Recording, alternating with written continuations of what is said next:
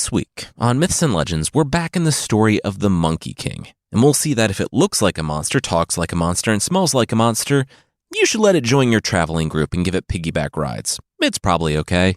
The creature this time is the hay bale-sized monster that wants to help you slow down for a snack break, so it can snack on you.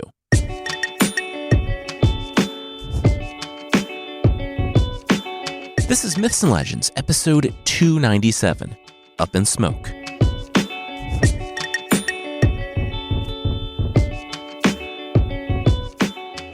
This is a podcast where we tell stories from mythology and folklore. Some are incredibly popular stories you might think you know, but with surprising origins. Others are stories that might be new to you, but are definitely worth a listen. We're back in the journey to the west. The story of Xanzang, a monk from the Tang Empire, as he journeys to the Thunderclap Temple in the west to retrieve scriptures. He was joined by the Monkey King, Sun Wukong, an immortal monkey who can shapeshift, Pigsy, a humanoid pig with many different appetites, Sandy, a stern, serious indigo sandman, and Yulong, a dragon who is pretty much always a horse.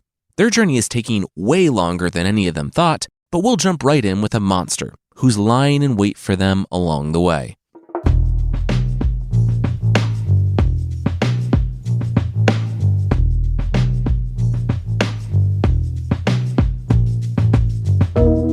The demon giggled with glee.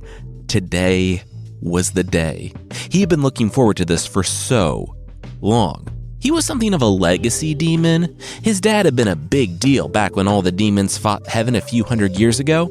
They lost, but even though they didn't control everything always and forever, that didn't stop his daddy from giving him a little slice of land to himself.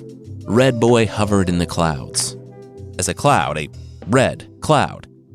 That was his thing. He was a red, smoky boy.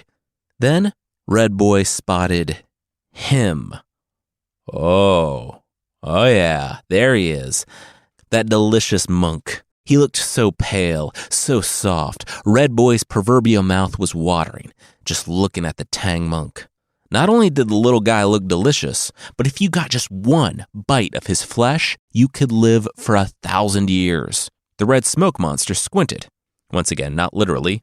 Wait, that Tang monk wasn't alone. What's that smoke above the trees? The red smoke heard one of them oink. He dove for cover.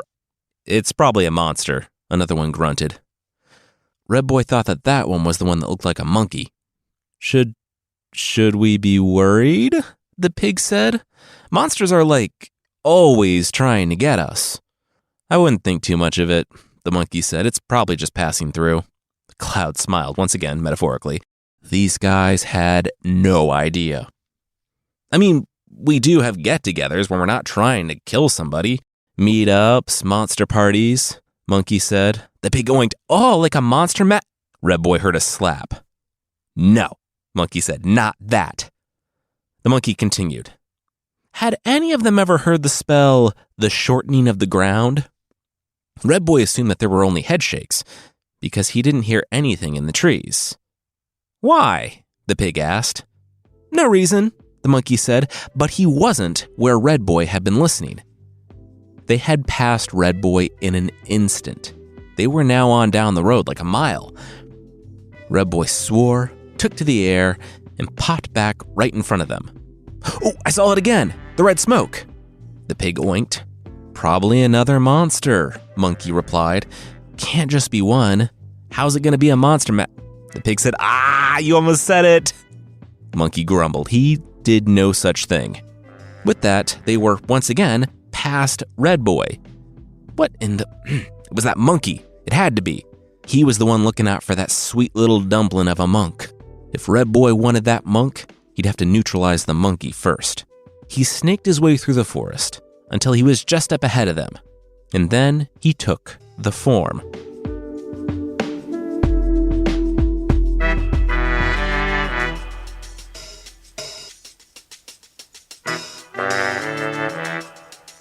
Help!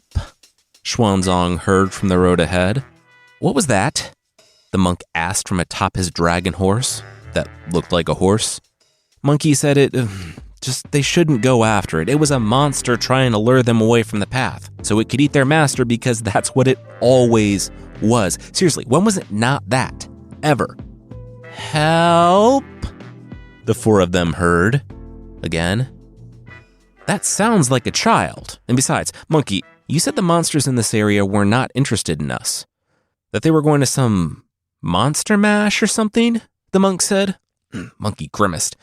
He knew he said that, but Xanzang ignored him and spurred the horse onward toward the sound of the screaming.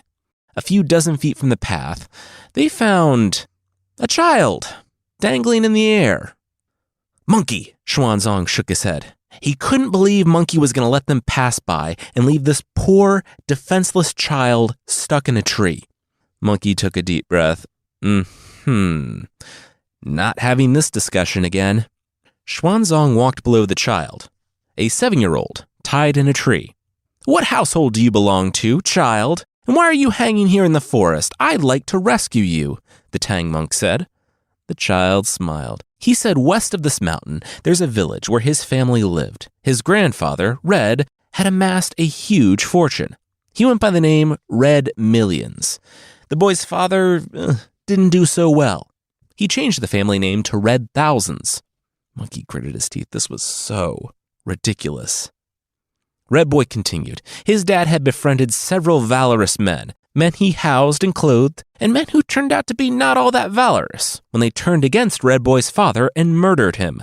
The highwaymen took his mother to be something of a camp lady. They spared the boy to die of hunger and exposure out here in the forest. If they cut him down, he would repay their kindness when he returned to his family. Monkey raised his hand. Sorry, he just spotted a little plot hole. What family?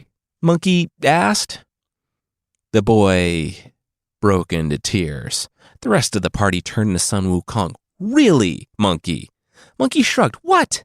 He was just saying, the kid said his father was reduced down to Red Thousands, and he also said he was an orphan. Monkey wouldn't poke holes in the story if it held together at all.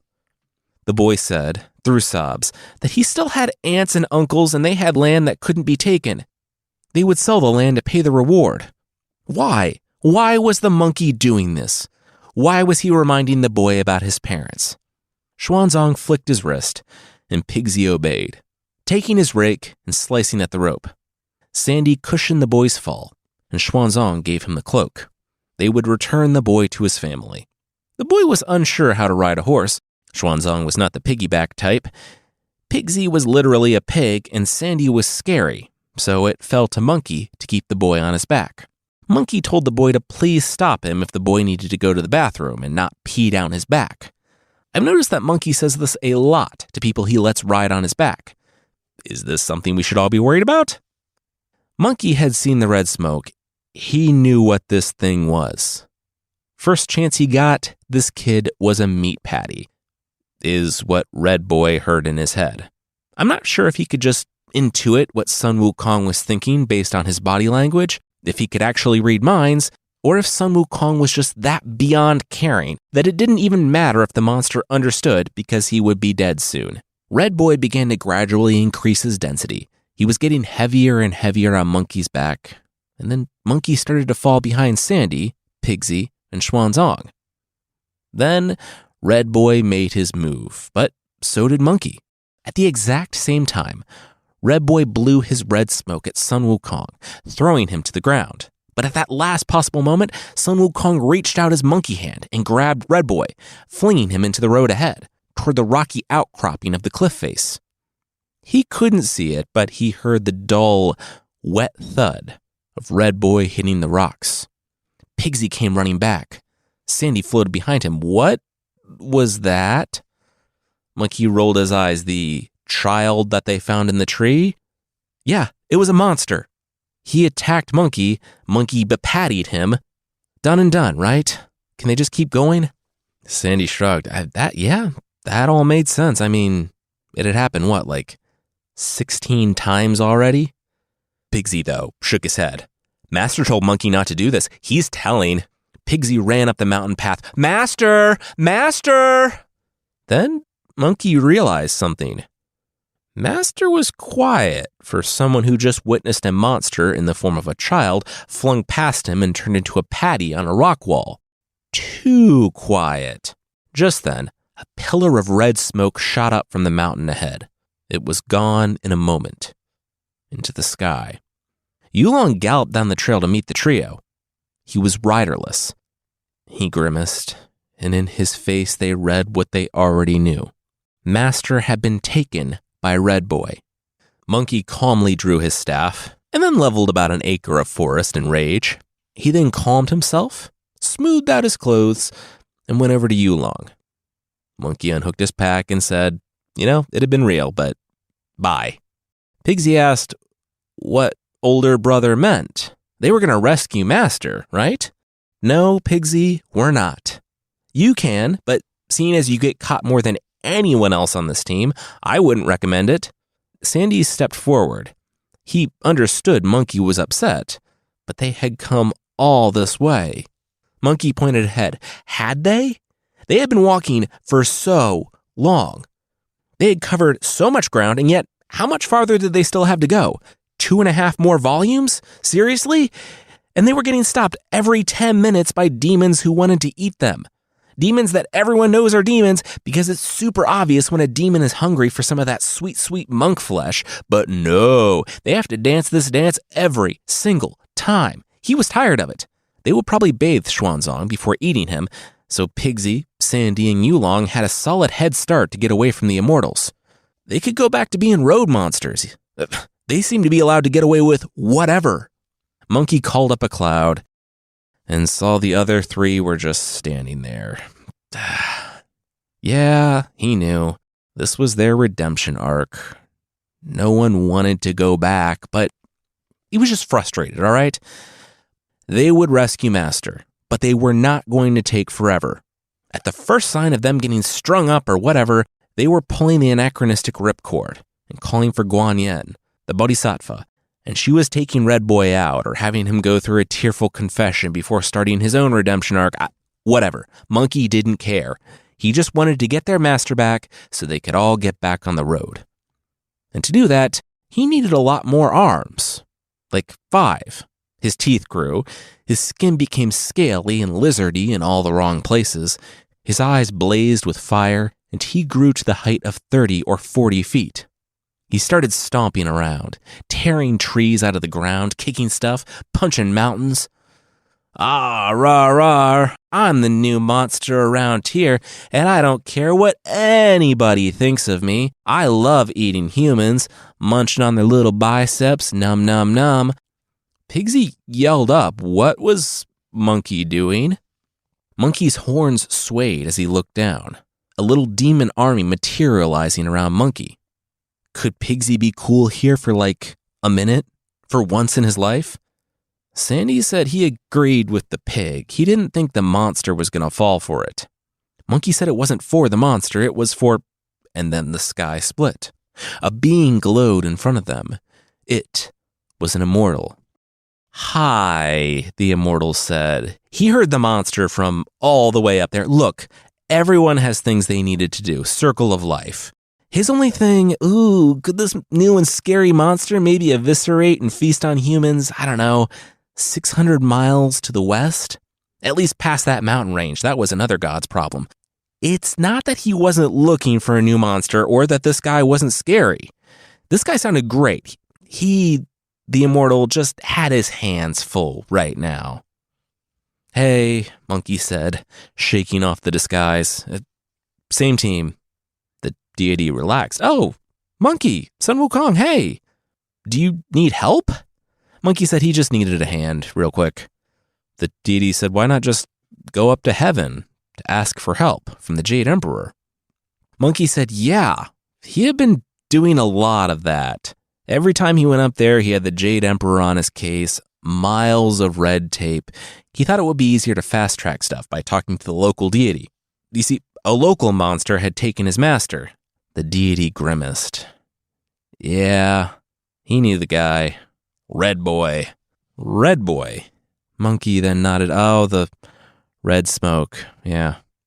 The deity said, yeah, Red Boy didn't sound so tough, and in most normal cases he wouldn't be. But this region, really slacking on the offerings and money given to their local deity. He, the deity, couldn't fight back at all. The demon just had the run of the place. Sun Wukong got the location of the cave, but he also learned a few other things. First, Red Boy's official title was Great King Holy Child, which is not more intimidating.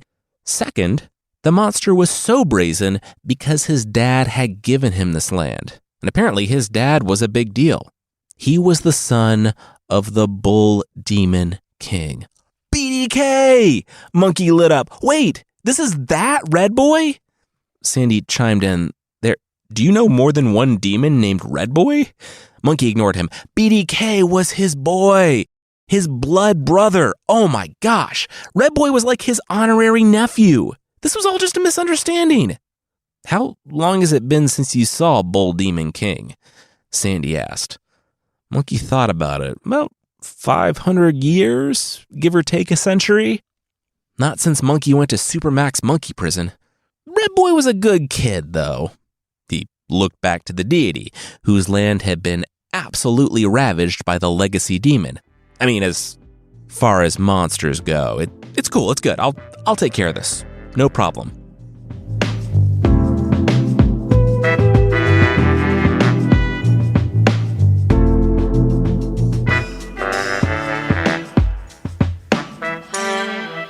We'll see the second meeting with Red Boy, but that will be right after this. Most of the time, notifications are the worst. The exception?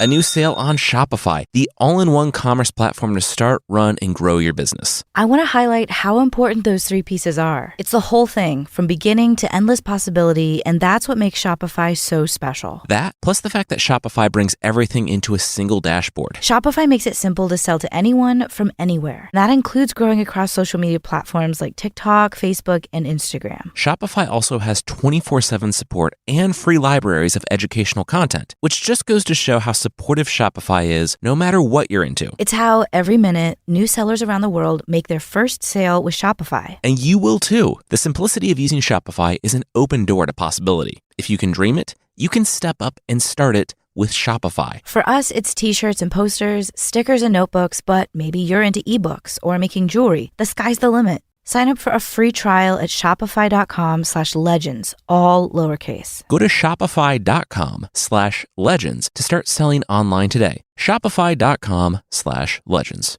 Did you know that over the holidays, property crimes like burglaries and package thefts spike nationally? That's why our friends at Simply Safe Home Security are offering 50% off their award-winning security system, so that more families can feel safe and secure this holiday season. Order your Simply Safe system for half off today and enjoy advanced security and greater peace of mind this holiday season. Here's why I love it. From setup to functionality, Simply Safe works. We customized our system to our home with no long-term contract and 24/7 professional monitoring for less than $1 a day. I like how the Simply Safe app lets me arm or disarm, unlock for a guest, access our cameras, and adjust system settings. Then, with Fast Protect technology, exclusively from Simply Safe, monitoring agents can verify that a threat is real, so you can get priority police response. Simply Safe was named the best home security system of 2022 by U.S. News & World Report for a third year in a row. So it's not just us telling you about it. Don't miss your chance for massive savings on my favorite security system. Get 50% off any new system at simplysafe.com/legends today. This is their biggest discount of the year. That's simplysafe.com/legends. There's no safe like Simply Safe.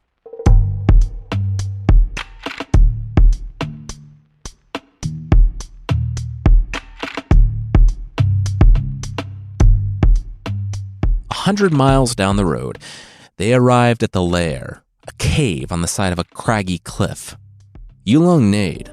It's because a cave is objectively the best lair for a monster, easily defendable, dripping, and dark, Monkey explained. Yulong neighed again. Sandy agreed with him. Rivers were the best. Pigsy chimed in, please. Caves, rivers, how about your father-in-law's guest house where you keep your wife captive after marrying her under false pretenses? No, that's the worst, Sandy said. Yulong neighed in agreement. All right, everyone. Monkey said as they approached the cave. "This should be quick. I'll just go up and explain the situation. No big deal." The pair walked up to the cave door. Pigsy had opted to come with Monkey because he couldn't sit still, and Sandy stayed back to guard the bags. Meanwhile, in the cave, Xanzang had had a worse time being kidnapped by demons. He was relaxing in a hot bath, a team of monsters scrubbing him. Like, he knew this wasn't to be nice. They were doing it to clean him up before eating him, but it had been a week or so since he had an actual bath. Submerging in a cold river was pretty miserable, so even though this held the promise of a brutal, cannibalistic death, it was a nice change of pace. Besides, by how much these guys were freaking out, Monkey had arrived. There was a furious amount of commotion. They weren't ready. How had this hairy-faced monk found the place so quickly? They hadn't had a chance to prepare. Get the carts. Outside, Monkey was waiting. "Red Boy! It was Monkey. He was a friend of his dad, Bull Demon King. Did Red Boy remember Unky Monkey? Red Boy used to sit on his high chair during the strategy meetings, where Monkey and BDK used to plan how to ruthlessly slaughter their enemies." Just then, the door opened, and the little demon monsters pushed carts out. "Wow, retreating already," Pigsy said. "They're moving out. Not what he expected, but hey, they take it, right?" Pigsy was right in one way. They were pushing carts out of the cave.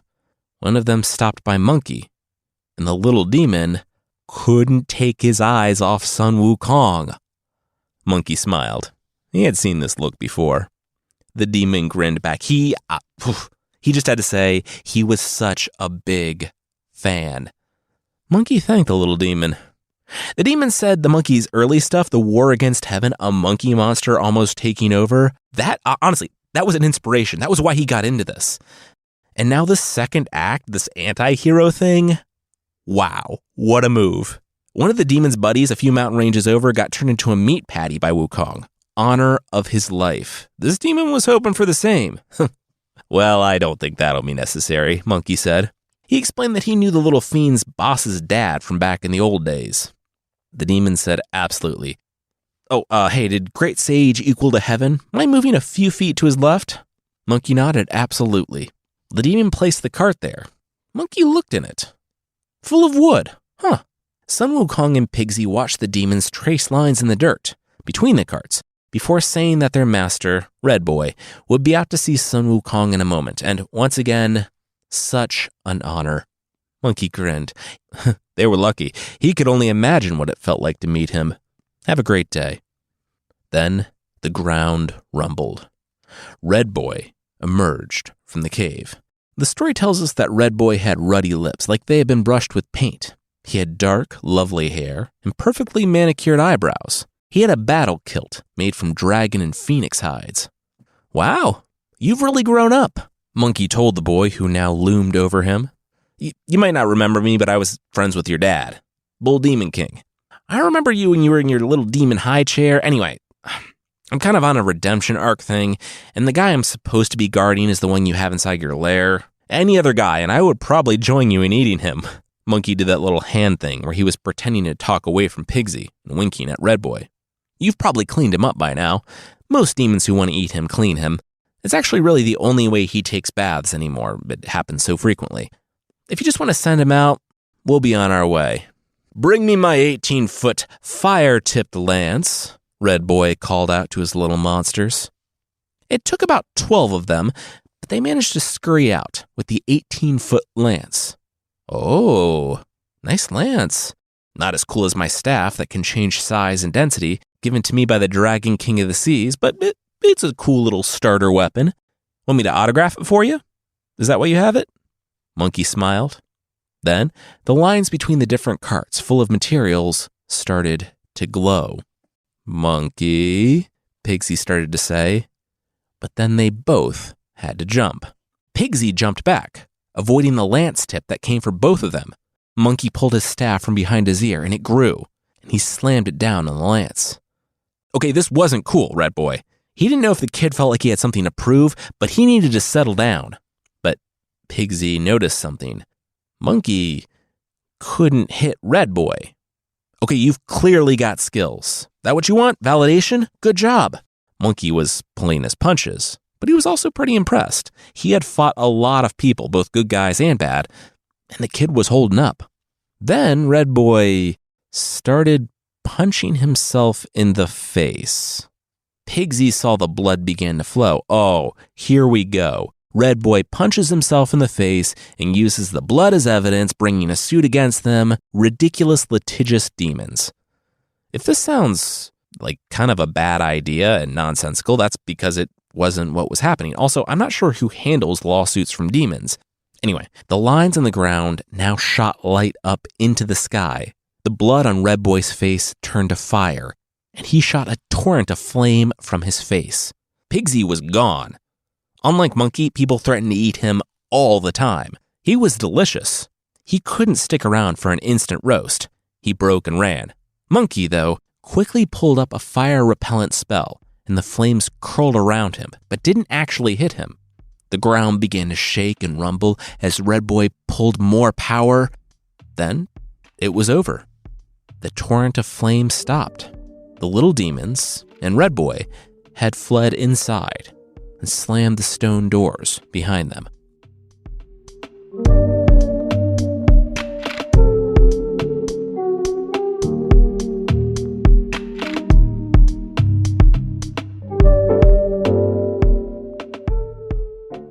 Why don't you just break the doors down? I've seen you do it before, Pigsy said. Monkey said that Red Boy was still a good kid. He didn't want to destroy his nephew's first lair. Okay, but he's not a good kid. He's actively trying to kill you and has master, Pigsy noted. Monkey said still, he couldn't just destroy the place. He was open to other ideas. Sandy raised his indigo hands. He was out. Did they want glass? Because sand and fire? That's how you get glass. That got Monkey thinking, though.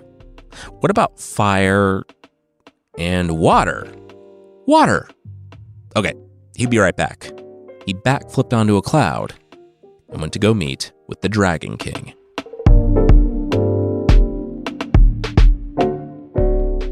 Can't do it, sorry, the Dragon King said, as Monkey waved off a crab butler, offering him tea. Can't or won't, Monkey said. The Dragon King said his claws were tied. Look, there was a process for this whole thing. He couldn't just rain on a mountain. He needed the Thunder God, Lightning Mother, Wind Uncle, Cloud Boy. There had to be weeks of planning before even the smallest sprinkling went into production. Monkey said, couldn't they just make any exceptions for him? He didn't need the whole package, just a little bit of rain. The monster was going to eat the Tang Monk. The Dragon King groaned. All right, here's what he could do. He would call all his brothers here, and together they would just bring the rain. Only for a little bit, though. He didn't want to get into trouble. Okay, so you guys stay here and keep the luggage dry, Monkey said when he was back with the others. I'll go finish this off. He won't even see it coming. Sure, he's the hotshot upstart, but I have years of experience and connections. He doesn't stand a chance, Monkey told Pigsy and Sandy, and then went back toward the cave. Well, back for more, Red Boy said to Monkey as Sun Wukong approached. Monkey said, oh, come on, just Red Boy, give up his master. Well, can't he be your master and our hors d'oeuvres? Monkey said, no, that doesn't make sense. And he could see that he was getting nowhere. So he brought his rod down hard on Red Boy's head. But Red Boy stopped it with his fire-tipped lance, and the battle began. They traded blows, and soon, Monkey was no longer pulling his punches. He didn't need to. He was fighting with everything he had, and Red Boy was matching him. Monkey was so proud. Still, though, Red Boy was starting to flag. So he feinted left and then punched himself in the nose twice. The blood started to flow. The fire spewed from Red Boy's eyes and mouth and burst up from the carts arranged around the entrance. Monkey made his fire shield and called out to the Dragon Kings, and the rain started. Monkey grinned. But then his smile was washed away, exactly like the fires were not. They stayed burning. Monkey called out to the Dragon Kings in the clouds, why were the fires still burning? The Dragon Kings called back that they didn't get the right permits. They could only put out worldly fires. They told him they should get the permits. And this is actually in the story. The rain from the Dragon Kings couldn't put the fires out, but they could make the battlefield smoke. Sun Wukong froze. Smoke. You see, when Sun Wukong rebelled against heaven, he was captured multiple times, actually, but one time, he was held in a magical brazier and kept there for weeks. They didn't know that it would take more than that to kill him, but it hurt. He never cried out to them, didn't give them the satisfaction. His fur was singed, but to this day, he couldn't be around smoke. Smoke made him think of the days, the weeks he sat in the fire, thinking that he would never get out. The smoke hit him in the face, and he was that scared little monkey back in the brazier. He stopped the spell, and the fire hit him full on, and it was worse than anything heaven had tried to use to torment him. It threw him back hard against one of the carts, but the rain still fell. The smoke still rose. He had to get out of there. When Pigsy and Sandy found Sun Wukong, the Monkey King, he was floating face down in the stream. He had thrown himself in, off a cliff, trying to get away from the smoke. They dragged him out, and he was cold. Sandy, the Sha monk, bowed his head. He was so young. Kind of. He was 800 years old, but like a young 800. Pigsy sat Monkey up and started flexing his legs, moving his arms, and warming him up. Somehow, he knew that Monkey had 72 transformations, and thus 72 lives, if you were wondering if the stakes could possibly get lower for an immortal shape-shifting super monkey. I lost! Monkey lost! Sun Wukong sobbed, holding Pigsy. Pigsy patted Monkey's back. Sandy said not to bring this up at an inopportune time, what with Pigsy being accepted as, if not an equal, at least a friend to Monkey, and Monkey realizing that he needed to not only address his past actions, but his trauma as well. All of this was some really great character growth, great dimensions and facets to explore, but they were closer than ever to their master being eaten. Monkey snorted and wiped his nose. Ripcord? Pigsy and Sandy both nodded. Yeah, they should pull the ripcord. They needed to go talk to the Bodhisattva Guanyin. Pigsy was the one to go. Monkey was too weak to travel. He called up a cloud for Pigsy and told him the route. Pigsy leapt aboard and started off toward heaven. It wasn't long before he spotted Guanyin sitting on a mountainside. He rode down, bowed low, and told her about Red Boy and how the angry kid was going to eat Xanzang. Guanyin nodded thoughtfully.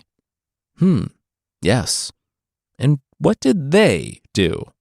Pigsy said, nothing. They were just traveling through the area. Guanyin said that they didn't offend Red Boy in any way. Pigsy said no. In fact, they cut him down from a tree. And then, Monkey threw him, be-pattying him on a rock.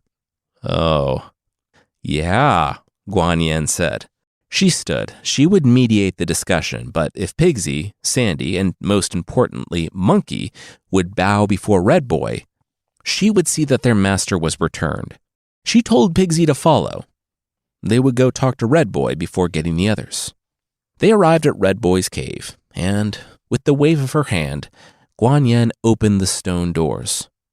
She lowered herself, and, feet hovering above the ground, went before Pigsy into the cave, where Pigsy was immediately dogpiled by demons, bound, and stuffed into a leather sack. His head poking out, he saw Red Boy standing where Guanyin had been. "Guanyin, help me!" Pigsy cried out. He glared at Red Boy. What had Red Boy done with her? She was just right there a moment ago, exactly where Red Boy was currently standing. Red Boy said, "Wait, seriously?" He was Guanyin. He took her form. He intercepted Pigsy on the way, and then there was shouting outside. They looked. It was Sun Wukong. And it was. Sun Wukong was using his rod as a makeshift walking stick, fumbling with his cloak as he yelled at the door. He said he smelled an evil wind, which, unlike all the other evil winds he smelled in Pigsy's presence, this one meant not just that Pigsy was having digestive troubles, but that he was in actual danger. Red Boy, though, was feeling good. He said that Monkey wasn't even worth the fight. Seize him. Demons flooded out the stone doorway. Monkey panicked, stopped messing with his cloak, and it floated to the ground as he made his escape. He got away. Even limping, he was faster than the little fiends, but the demons brought back his cloak with a shrug. Red Boy said it didn't matter. Monkey ran from the little demons. He was nothing now. Prepare the feast. The fiends tossed aside Monkey's cloak and got to work.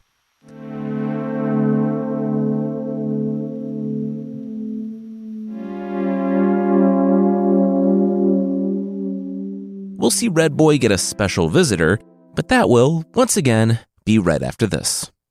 For obvious reasons, we think family-run businesses are pretty cool. So when we learned that Faraday is a family brand founded by Alex, his wife Carrie, and his twin brother Mike, we took an interest. Faraday channels their love of the beach lifestyle into clothing for life's greatest moments. They're also passionate about craftsmanship, comfort, and sustainability, which means one touch of the fabric or look at the stitching and you know this is comfort made to last. That's why every piece is designed to be a lifetime favorite. If anything happens along the way, Faraday will replace or fix your clothes for life, no matter what, which means I can wear my Legends sweater shirt every day. And so can I. Soft with the perfect stretch, this shirt is genuinely my favorite, and it's available in sizes for men, women, and kids. This year, matching Legends sweater shirt photos is the new thing. I love it. And don't forget about Faraday's recycled high-pile fleece jackets and their new frost sweaters. Very cozy all day long. Good news! Faraday is giving all Myths and Legends listeners an amazing deal. 20% off your order. Head to FaradayBrand.com/legends and use code LEGENDS at checkout to get this deal. That's code LEGENDS at Faraday, FAHERTY, brand.com/legends for 20% off. FaradayBrand.com/legends.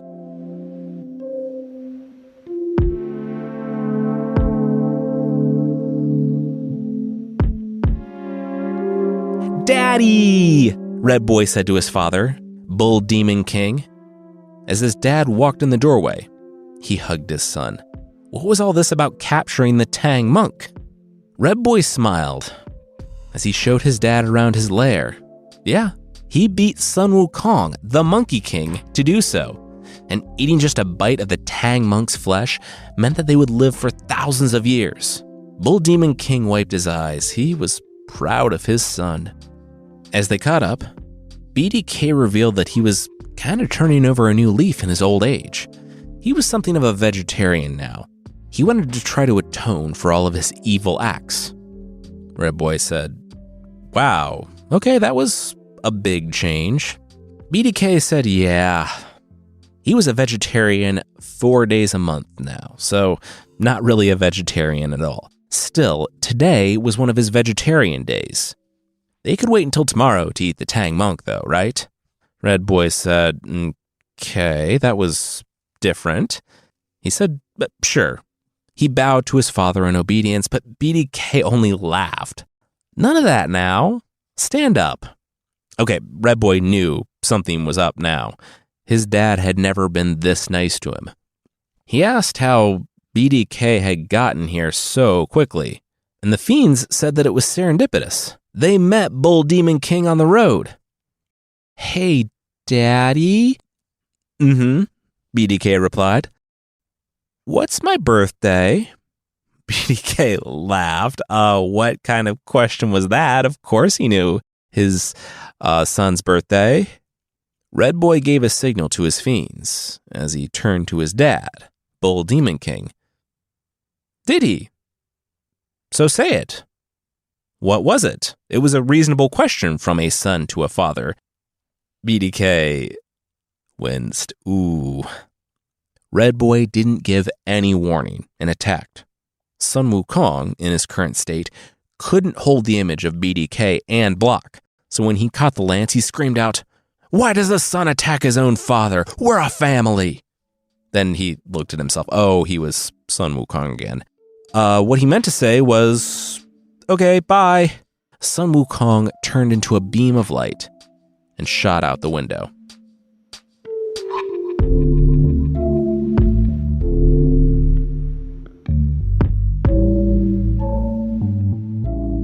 I won, Sun Wukong said. Sandy said, to recap, Sun Wukong changed into his coat and then into a fly, overheard that Pigsy was tricked by Red Boy in the form of Guan Yin, tried to trick him as BDK and then ran away.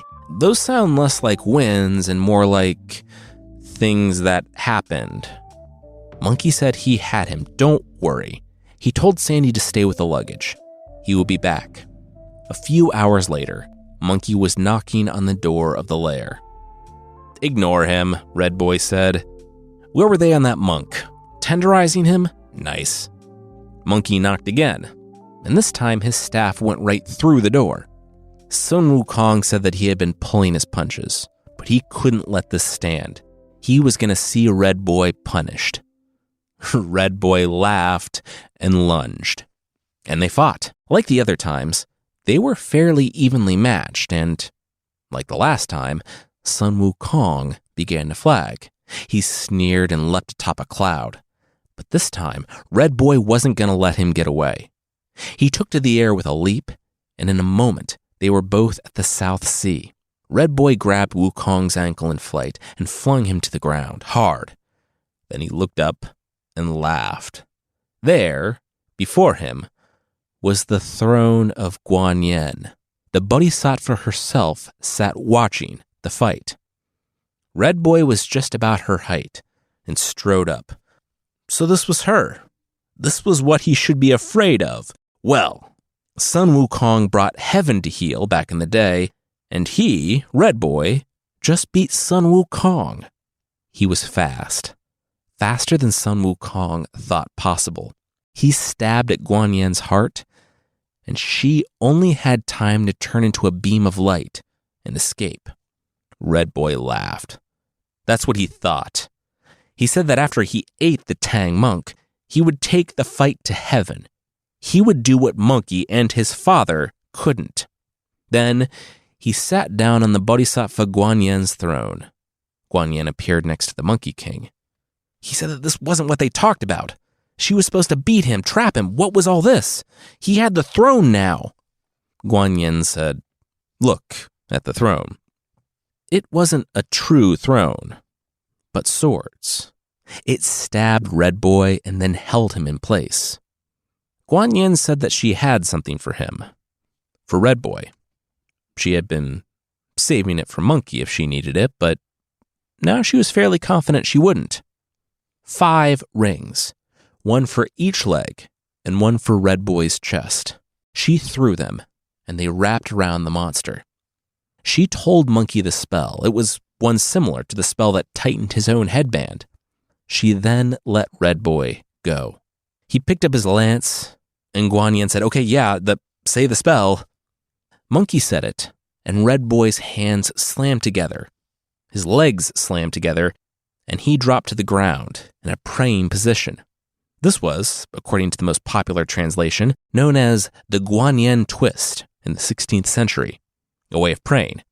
Red Boy submitted, not only because he had no choice at all, but because he fought against Guan Yin's power and lost. He experienced the strength of the Dharma. He bowed his head, and Guan Yin shaved it. He was now one of her disciples.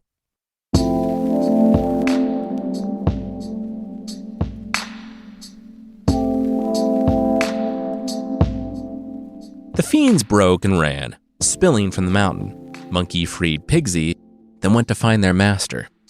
They feared the worst, but saw that he was at an all-you-can-eat spa weekend. The demons had been fattening him up. They had washed him with hot water, scraped the dirt and such off his skin, and the tenderizing, yeah, that was just massaging.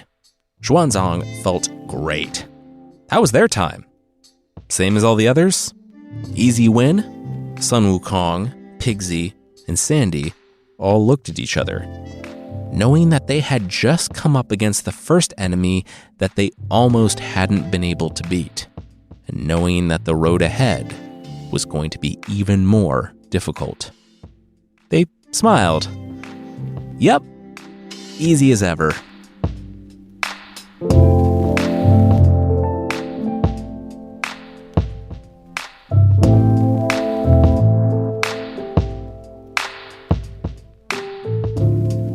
That's it for this leg of the journey.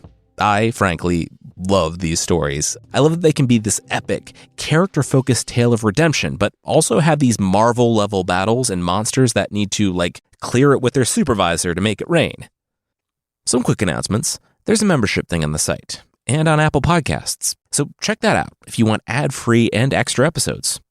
Also, we've been having some fun doing some polls on Instagram. If you're on Instagram, you should check it out. We're at Myths and Legends on there, or you can follow the link in the show notes.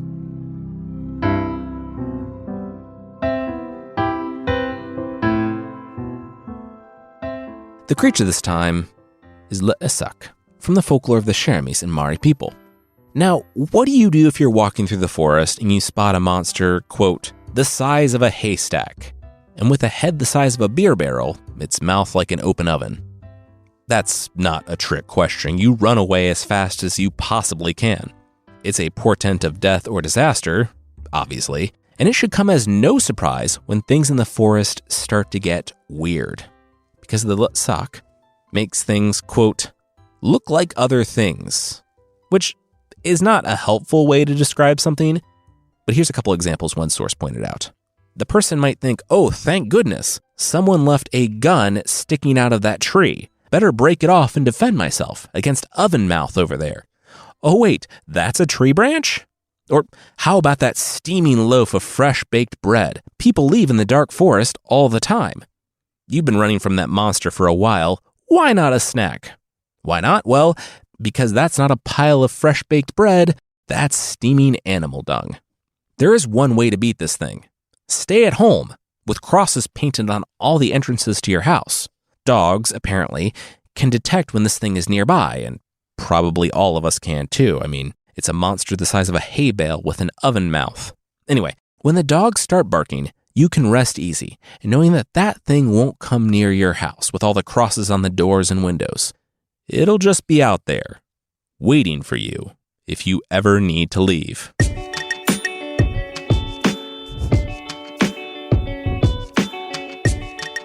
That's it for this week. Myths and Legends is by Jason and Carissa Weiser. Our theme song is by Broke for Free, and the Creature of the Week music is by Steve Combs. There are links to more of the music we used in the show notes. Thank you so much for listening, and we'll see you next time.